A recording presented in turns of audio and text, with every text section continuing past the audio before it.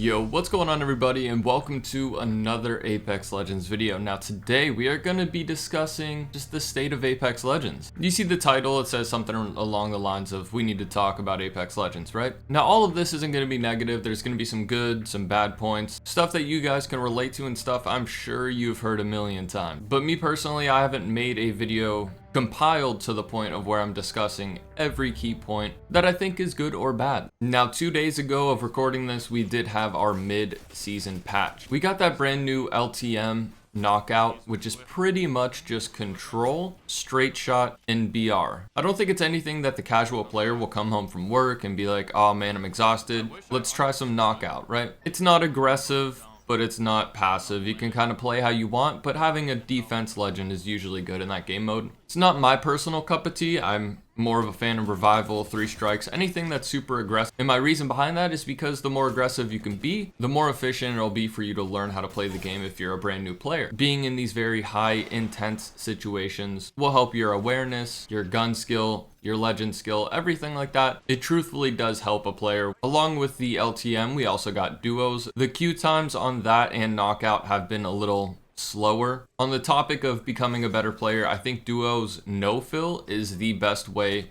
to learn the key points of Apex Legends as its core, especially if you're like me and have no friends and or don't want to socialize. You can just lock it in and focus on the things that you need to progress on. Now, always with the mid-season, we got the split 2 of ranked. I think I could make a whole video dedicated about ranked, but you guys know my opinions on ranked reloaded 17.2.3. They have tried many times. I personally think the rank system right now is okay, but the cheating issue, as all of you are aware of, whether you're on console, you're running into the Chronos Zen, the teamers, and even some aimbotters that are just spoofing over there. And then on the PC side of things, you have people that are changing their usernames to other streamers' literal addresses and doxing them. You have the rage hacks, you got the aimbot, you have a lot of people that wall and use soft aimbot. Ranked is abysmal. It's fun to play with some friends, but I don't think I will ever seriously sit down and play ranked for a 12-hour session to try to hit masters or pred or anything like that. That satisfaction kind of went out the door of like season 7, as you guys are well aware if you watch my channel. I'm not saying that you can't get very fun, enjoyable end games or games in general in ranked. A majority of them you are at a disadvantage. Speaking of things that are abysmal, Ranked Rumble, a kind of side game mode that they hyped up a lot, they really wanted to add in. They implemented 2 different variants of this. It was the 3 strikes version and then the more recent version where you just solo queue with no pre-made squad. They threw you into 3 strikes with 2 random people in a pub match, not a dedicated ranked one.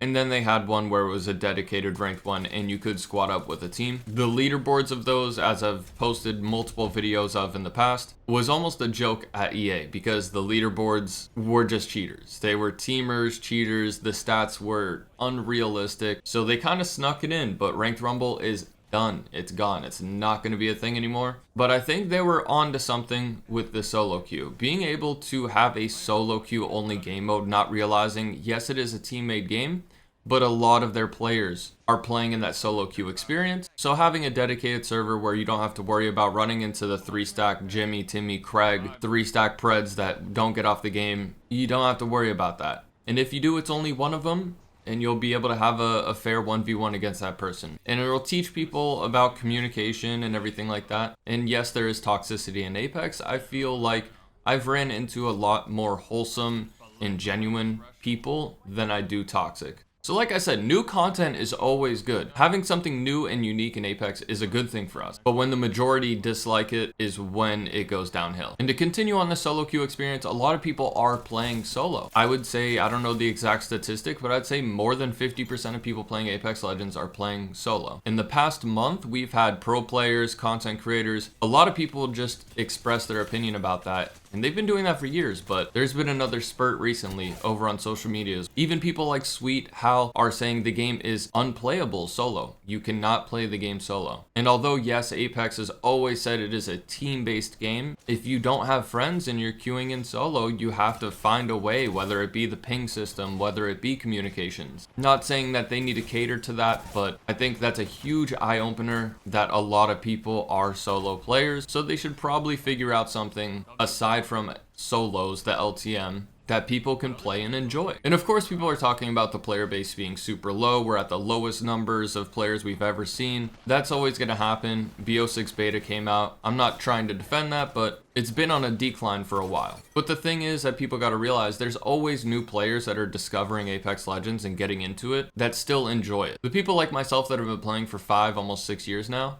we are very over it. But for instance, my friend Asian Boy who hopped over from COD to Apex recently, within like a year or so, he still enjoys that game and has the drive to play competitive, hit pred. So there's new players like that that are switching over a lot. So although people are going to say the game's dead, the game's this, the game's that, there are a bunch of people that actually enjoy playing Apex and haven't had that 22 seasons of burnout yet. That's something you got to keep in mind. A lot of new players are always coming over. Then there's a bunch of little things, and by little I mean common knowledge things like audio issues, the 20-tick server rate, lack of communication from developers, pettiness from developers. That whole thing I'm not even going to get into, but you guys are well aware with the issues in the game. Multi-billion-dollar company, ran by EA, lots of collection events. I just wish we can get a little bit of an upgrade. In my opinion, I think competitive is the only thing that is really holding people's attention. You have the ALGS mainstream, you have Nicewig's BLGS stream coming up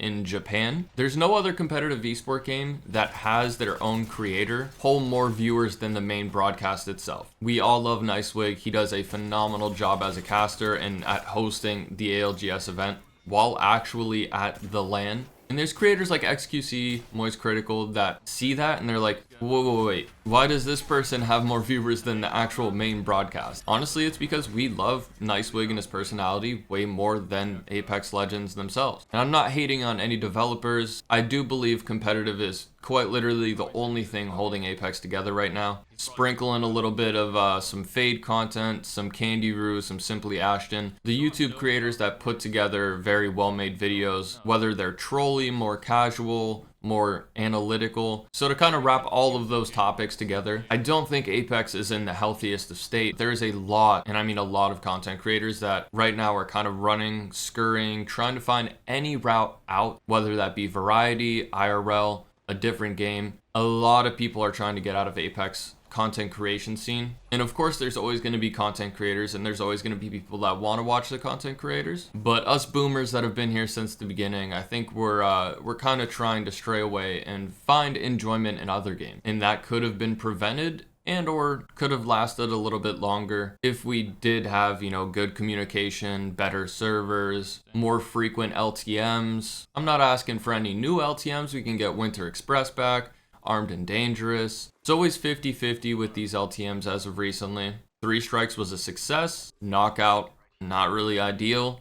Revival, huge success. Rumble, you see where I'm going at? So that's just something I wanted to discuss with you guys, get your opinions on. I know a lot of you guys that are still watching, hanging around, don't even play Apex anymore. You know, it's not 2019 anymore. Time has been moving very fast. So for those that still do watch and don't play Apex, I appreciate you for watching me for me. And I don't need to make an announcement or anything like that, but you guys have seen I've posted X-Defiant, Call of Duty in the past. So I do want to post a lot of Black Ops 6 when it does come out. If you go to my channel and look at the oldest videos, I started with Call of Duty, did a little bit of old school RuneScape, Apex, everything like that. I really enjoyed Treyarch Call of Duties. Not saying that's going to be my main game. Apex will always be on this channel, but I do want to start posting some more variety because I want to keep gaming on this channel. Skateboarding and stuff like that can go on my second, and like I said, I can create another channel for Pokemon content. One final thing though, if you are in the lookout for a new keyboard, mouse, headset, anything like that, using code Kobi on SteelSeries does help me tremendously. I've been using SteelSeries products for over a decade. This headset has lasted years. SteelSeries products genuinely do last a very, very long time. They even have their own microphone now that is just as good as a Shure SM7B, which is the microphone that a lot of streamers use, for like a fourth of the price. And SteelSeries and Control Freak have been rocking with me since the beginning. So if there's anything I can recommend, using code Kobi saves you 12%. The wired Arctis Nova Pros, best headset, hands down. Control Freak doesn't make controllers, but obviously you can see the Omni or Apex Predator Control Freak always on the right stick for me, and they're just a great company. With that being said, let me know down in the comments what you guys feel about the discussion of Apex, the state of it, and if you do purchase any products using code Kobi, please tweet them at me and or at me on Instagram, TikTok, anything like that. I love to see your guys' response with that. So yeah, with that being said, I'll see you guys in the next video. Enjoy your day, everyone.